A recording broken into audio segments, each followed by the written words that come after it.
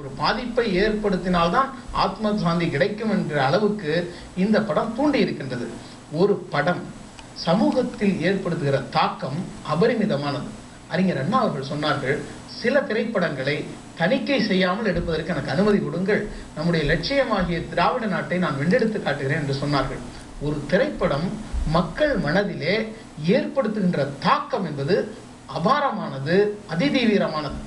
அது சீர்திருத்த கருத்துக்களை படத்தின் வாயிலாக விதைத்தார்கள்.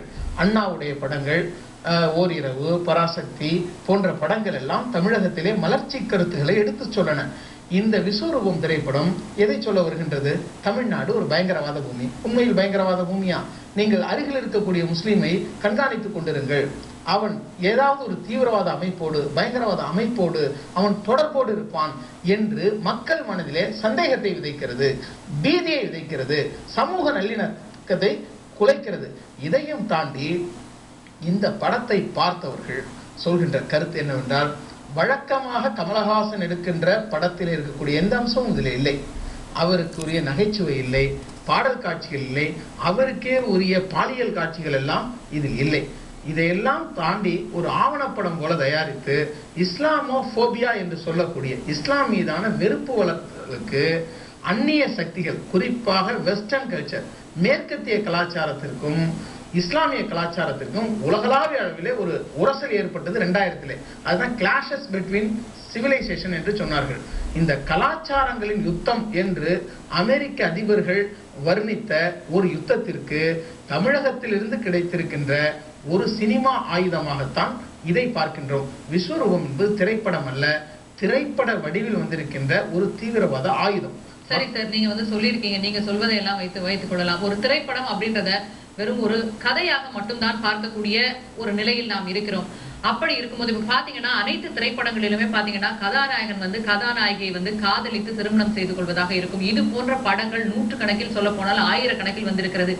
இன்றைக்கும் காதலித்து திருமணம் செய்யாமல் பெற்றோர் நிச்சயிக்கும் திருமணத்தை செய்து கொள்பவர்கள் இருக்கத்தான் செய்கிறீர்கள். இதை நீங்க மறுக்க முடியாது. அப்படி இருக்கும்போது இதை வெறும் கதையாக ஏன் பார்க்க முடியாது அப்படின்னு நீங்க சொல்றீங்க? ஒரு திரைப்படம் ஏற்படுத்துகிற தாக்கம், தமிழ்நாட்டில் பெரும்பான்மையான இளைஞர்கள் சிகரெட் குடிப்பதற்கு ஒரு நடிகருடைய படம் காரணமாக இருந்தது. பின்னாளில் அதற்கு சரி செய்வது போல, பரிகாரம் செய்வது போல, இளைஞர்களே புகைப்பிடிப்பதை கைவிடுங்கள் என்று அவர் கோரிக்கை வைக்கும் அளவுக்கு அது ஒரு நல்ல வரவேற்புக்குரிய ஒன்று. திரைப்பட நடிகர்கள், திரைப்படத்தின் வாயிலாக சமூகத்தில் அறியப்படுபவர்கள் மக்கள் மனதிலே ஏற்படுத்துகிற தாக்கம் என்பது மிக வலிமையானது. அதை நாம் ஒப்புக்கொண்டுதான் ஆக வேண்டும். ஒரு திரைப்படம், பல லட்சம் பேர் பார்க்கக்கூடிய ஒரு திரைப்படம், உன் அருகில் இருக்கக்கூடிய முஸ்லீம் தீவிரவாதத்தை தூண்டக்கூடிய வேதத்தை தினம் படிக்கிறான், அவன் தீவிரவாதிகளோடு ரகசிய தொடர்பு வைத்திருக்கிறான், உன்னை அறியாமலே உன்னை அழிப்பதற்கு ஒரு நாள் அவன் வருவான் என்கின்ற சந்தேகத்தை சராசரி மக்கள் மத்தியிலே விதைத்தால் இந்த நாட்டினுடைய அமைதி என்னாவது, சமூக நல்லிணக்கம் என்னாவது? தமிழகத்தின் சூழல் என்ன? முஸ்லிம்கள் வீட்டு ஒரு திருமணமோ அல்லது நல்ல காரியங்களோ அல்லது துக்கமோ அங்கே அதிகமாக இருந்து தோள் கொடுப்பவர்கள் யார்? முஸ்லீம் அல்லாதவர்கள். முஸ்லீம் அல்லாதவர்கள் வீட்டிலே ஒரு நிகழ்ச்சி என்று சொன்னால் அங்கே போய் முஸ்லீம்கள் முக்கியமான இடங்கள், இன்னும் சொல்ல போனால் தென் மாவட்டங்களில் மாமன் மைத்துனர் உறவு, தாய் பிள்ளை உறவு என்று ஒவ்வொரு சமூகத்தோடும் உறவு சொல்லி அழைக்கின்ற, உறவு பாராட்டி வாழ்கின்ற, ஒருவரோடு ஒருவர் கலந்து நேசத்தோடு வாழ்ந்து கொண்டிருக்கின்ற ஒரு மண்ணில் கொண்டு வந்தா இந்த விஷத்தை விதைப்பது. அவர் ஒரு வாமன அவதாரத்தில் இருந்தார்.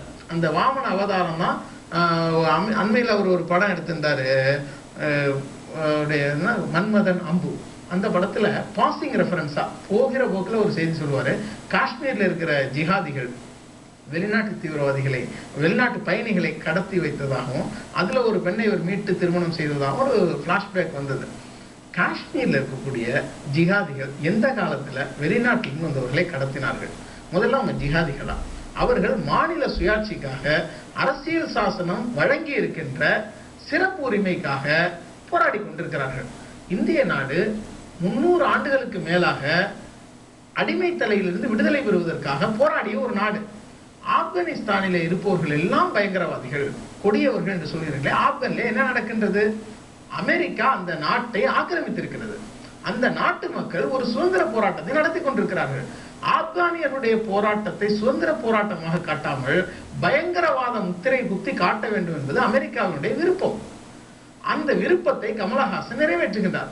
அமெரிக்காவுக்கு ஆபத்து சூழ்ந்திருக்கிறது, அதை காப்பாற்ற யார் போக வேண்டும்?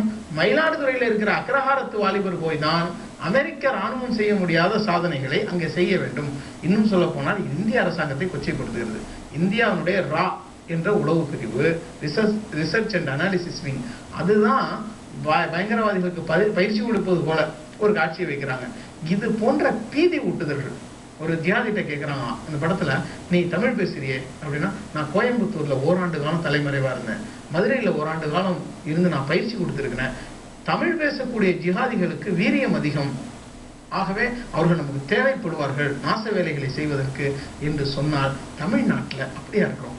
ஏற்கனவே அரசு வேலை வாய்ப்புகள்ல புறக்கணிக்கப்பட்டு, கல்வி புறக்கணிக்கப்பட்டு, முன்னேறுகின்ற வாய்ப்புகளின் கதவுகள் எல்லாம் அடைக்கப்பட்டு, வஞ்சிக்கப்பட்டு, வாழ்வின் முன்னேற்றங்களின் கதவுகள் சாத்தப்பட்டு இருக்கின்ற ஒரு சமூகத்தை இப்படி பயங்கரமான ஆயுதம் கொண்ட வலிமை கொண்ட ஒரு ஊடகத்தின் வாயிலாக சீண்டுவது முறைதானா? கண்டிப்பா சார். அதாவது அப்பாவி இஸ்லாமியர்களாக இருப்பவர்கள் மீது ஒரு சந்தேக கண் விழுந்து விட்டால் அவர்களுக்கு எந்த அளவு பாதிப்பு ஏற்படும் அப்படின்றத நீங்க சொல்லியிருக்கீங்க. பொதுவா நடிகர் கமல்ஹாசன் பாத்தீங்கன்னாக்க மதங்களுக்கு அப்பாற்பட்டவராகவே தன்னை காட்டிக் கொள்கிறார். அவர் வேண்டுமென்றே இந்த திரைப்படத்தை எடுத்திருப்பார், ஆனால் எதற்காக இஸ்லாமிய அமைப்புகளுக்கு இந்த படத்தை திரையிட்டு காட்ட வேண்டும் அப்படின்னு நினைச்சிருக்காரு, அது சொல்லுங்க. அதாவது வழியில் பயம் இல்லை என்றால் மடியில் கனம் இல்லாமல் இருக்க வேண்டும். இந்த படத்தை திரையிட்டு காட்டுங்கள் என்று கேட்டபோது 2 மாதங்களுக்கு முன்பு விஸ்வரூபம் திரைப்படம் வெளிவரப்போகிறது என்று செய்தி வரும் பொழுதே அதில் இது போன்ற ஆட்சேபத்துக்குரிய காட்சிகள் இருக்கின்றன என்ற தகவல்கள் வந்த போது நாங்கள் ஒரு அறிக்கை கொடுத்தோம். தமிழ்நாடு முஸ்லிம் முன்னேற்ற கழகத்தினுடைய தலைவர் ஜெயஸ் ரிஃபாய் விஸ்வரூபம் திரைப்படத்தில் முஸ்லிம்களை கொச்சைப்படுத்தும் காட்சிகள் இடம்பெற்றால் நாங்கள் கடுமையாக எதிர்ப்போம் என்ற ஒரு அறிக்கையை முதலில் கொடுக்கிறார். உடனே அவர்கள் கமல் தரப்பிலிருந்து பேசுகிறார்கள். பேசும்போது படத்தை திரையிட்டு காட்டுங்கள் என்றால், நாங்கள் வெளியிடுவதற்கு 5 நாட்களுக்கு முன்புதான் காட்டுவோம் என்ற, இல்லை எங்களுக்கு முன்னதாக காட்ட வேண்டும் என்று நாங்கள் வலியுறுத்தினோம். ஆனால் அவர் காலம் கடத்தி கொண்டே வந்தார். அப்பொழுது இடையிலே ஒரு அறிக்கை வெளியிட்டார். இந்த படத்தை பார்த்தால் முஸ்லிம்கள் எனக்கு பிரியாணி விருந்து வைப்பார்கள், நான் இஸ்லாமியர்களை மிகச் சிறப்பாக சித்தரித்திருக்கிறேன் என்றெல்லாம் சொன்னார். இதையெல்லாம் மக்கள் நம்பினார்கள். நாங்களும் கூட கமலஹாசனை எதிர்க்க வேண்டும் என்ற எண்ணம் கொண்டவர்கள் அல்ல. இன்னும் கூட ஒருவர் செய்கின்ற தீமை நன்மை எல்லாவற்றையும் நினைத்து பார்த்துதான் காரியம் மாற்றக்கூடியவர்கள். கமலஹாசனை கண்மூடித்தனமாக எதிர்க்க வேண்டும் என்ற அவசியம் முஸ்லிம் சமுதாயத்திற்கு கிடையாது. அவருடைய நல்ல விஷயங்களை நினைத்து பார்த்தோம். பாபர் மஸ்ஜித் இடிக்கப்பட்ட போது அவர் குரல் கொடுத்து ஒரு முறை என்னிடமே பேசியிருக்கிறார். உன்னை போல் ஒருவன் படம் எடுத்த பொழுது அவரை நேரில் சந்தித்தேன். இயக்குனர் அமீர் அவர்கள் மூலமாக அவர் நம்மை தொடர்பு கொண்டிருந்தார். நாங்கள் போய் சந்தித்து எங்கள் குழுவினர் அந்த படம் குறித்த ஆட்சேபனைகளை எடுத்து வைத்தோம். இதற்கு பரிகாரம் செய்வது போல ஒரு படம் எடுப்பேன் என்று எங்களிடம் சொன்னார். இந்த படத்தில் அது போல செய்திருக்கிறாரோ என்று எண்ணும் அளவுக்கு அவருடைய கருத்துக்கள் எல்லாம் அமைந்தன.